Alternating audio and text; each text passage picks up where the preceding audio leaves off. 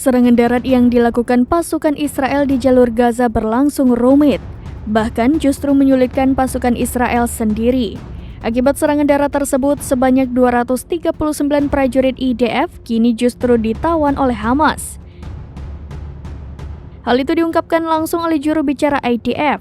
Pasalnya, selain ratusan prajurit yang ditawan itu, terdapat 312 prajurit lainnya yang tewas akibat serangan Hamas.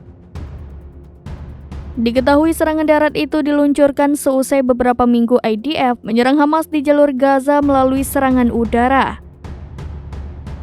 di mana akibat serangan tersebut ribuan orang dinyatakan tewas. Namun dalam beberapa hari terakhir, Israel memutuskan menyerang Hamas melalui jalur darat. Naasnya serangan tersebut berujung petaka dengan ratusan prajurit tewas dan ditawan.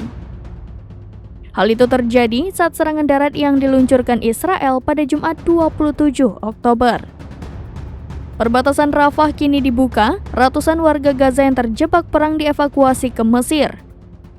Komandan pasukan elit Quds Iran tiba di Lebanon dan merencanakan pembalasan mematikan dengan Hizbullah.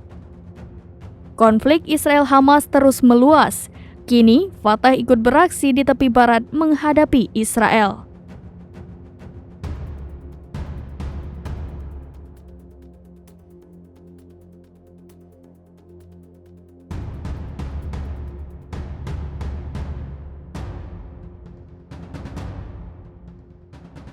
Download Tribun X sekarang, menghadirkan lokal menjadi Indonesia.